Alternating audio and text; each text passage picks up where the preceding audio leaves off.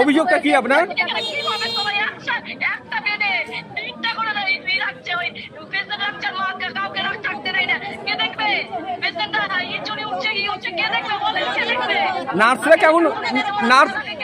নার্সরা কেমন পরিষেবা দিচ্ছে?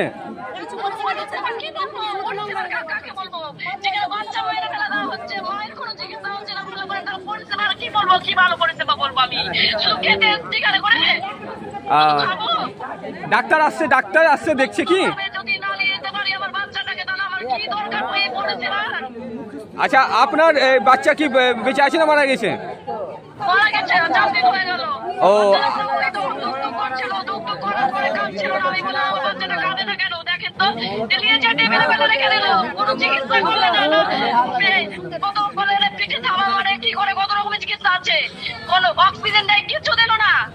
ও মারা গেছে, মেরে ফেলে দেওয়া হয়েছে। আচ্ছা, আর এই ডাক্তার আসছে না? ডাক্তার ঠিক টাইমে আসে না? ডাক্তার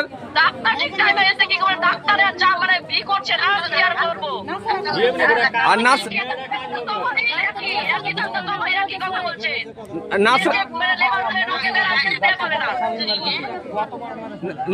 তাহলে নার্সরা খুব খারাপ ব্যবহার করছে বলছেন? নার্সরা খুব খারাপ ব্যবহার।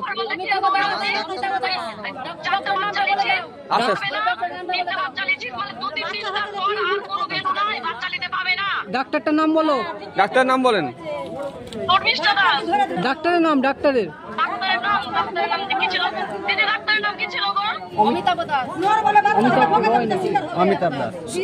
সকলেই খারাপ ব্যবহার করছে, নার্স থেকে ডাক্তার সবাই খারাপ ব্যবহার করছে।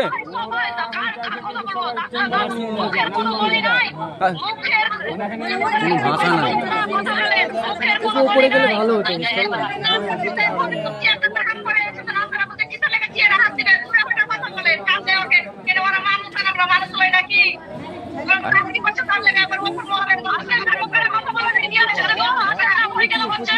আচ্ছা,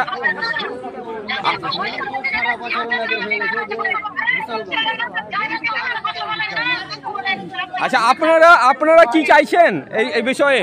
কি বলতে চাইছেন আপনারা? এই যে অত্যাচার হচ্ছে, এখানে খারাপ ভাষা হচ্ছে, কি বলতে চাইছেন আপনারা? কি বলছেন? আচ্ছা,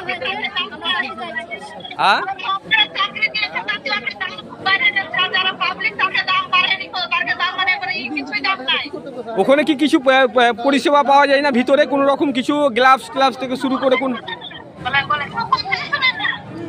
হাসপাতাল কিছু দিচ্ছে না?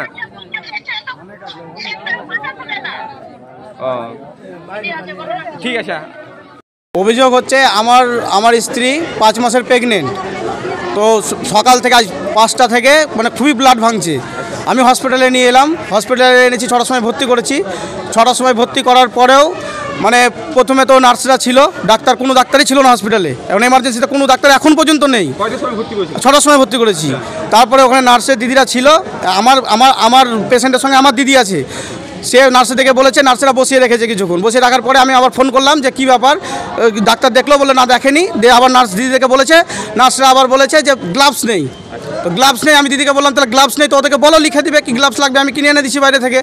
তারপরে দিদি যে বললো, তো বললো যে না গ্লাভস লাগবে না। পরে বললো আবার, তারপরে বললো ডাক্তার আসবে দেখবে। ডাক্তার এখন পর্যন্ত আসেনি। দ্বিতীয় কথা হচ্ছে, আমার দিদিকে আবার ঘুরিয়ে যারা নার্স ছিল ওখানে ডিউটি অবস্থায়, তখন তারা বলছে যে কেন একটু কিছু হলেই নিয়ে চলে আসতে হবে। হ্যাঁ, নার্সরা বলছে একটু কিছু হলে হাসপাতাল নিয়ে চলে আসতে হবে, প্রাইভেট জায়গা নাই, প্রাইভেটে দেখাতে পারো না, আউটডোরে দেখাতে পারো না, হসপিটাল নিয়ে চলে আসছো। মানে আমি এর আগেও 1 মাস আগে আমার বইয়ের এরকমই হয়েছিল, আমার স্ত্রীর। আমি কিন্তু হসপিটালে এনেছিলাম, ঠিক আছে, ওই কাগজগুলো আছে, ওরা দেখেছে, দেখছে 1 মাস আগে এনেছিলে, আবার নিয়ে এসো। তা প্রবলেম হলে আমি কোথায় যাবো? হসপিটাল আনবো না? আর আমার ছবি আছে, আমি ছবিগুলো দিতে পারি আপনাকে ব্লাডের। বাড়ি আমার কুলরি।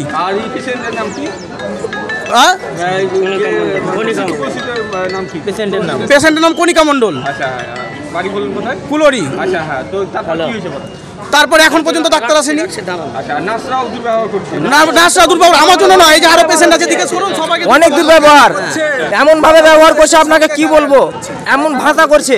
হ্যাঁ, খারাপ কথা বলছে কি তোরা বাড়িতে টেনে বার করে নিতে পারিস নি? হ্যাঁ, শুধু আমাদেরকে জ্বালাতে আসছিস, এরকম ভাবে বলছে।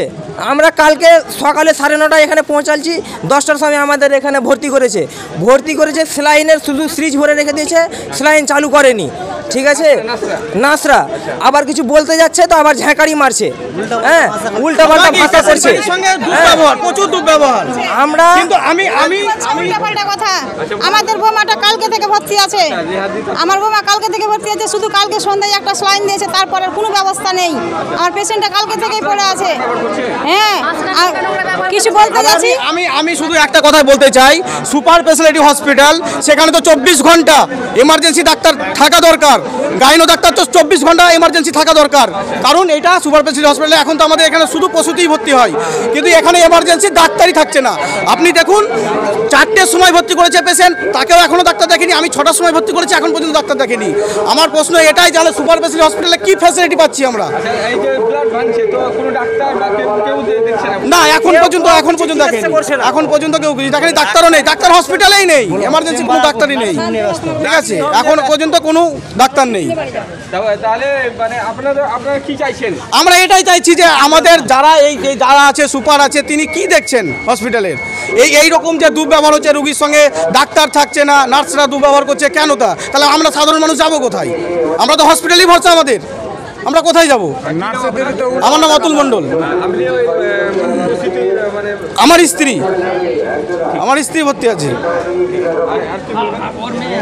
কমপ্লেন আছে, আমি অনেক সময় ছেড়ে দিয়েছি নার্সিংহোম হসপিটালে, সুপারকে বারবার বলা হয়েছে এবং ব্যক্তিগত বারবার বলা ঠিক না। আমি সিএমও সাহেবকেও বলেছি, যদি আপনারা হয়, আপনারা মিডিয়া মানুষের ভালোবেসে মিডিয়ারা কাজ করবে। চতুর্থ স্তম্ভ সেই জন্য বলে যে মানুষের সত্য কথা তুলে ধরবে, আপনারা তুলে ধরুন, আমরা অবশ্যই ব্যবস্থা নেব, কারণ ওরা মানুষ সবারই আগে। তাই মানুষের সেবাই সবচেয়ে বড় ধর্ম। এই যে হসপিটাল করেছে মাননীয় মুখ্যমন্ত্রী, আবার উডবান করেছে, মানুষের জন্য করছে, এবং মানুষ এখানে প্রচুর আমরা মেশিন এনেছি, অনেক চেষ্টা করে অনেক আরও কিছু হচ্ছে, সেগুলো নিয়ে এসেছি।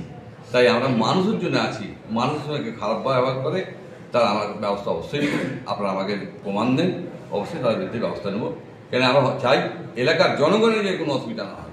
আমরা জনগণের প্রতিনিধি, যেমন বললাম দলে জয়েন করাবো সবাইকে, এবং সকল মানুষের পরিষেবা দেবো, এটা বদ্ধপরিকর। তাই মানুষের অসুবিধা হলে আমার অসুবিধা মনে করি।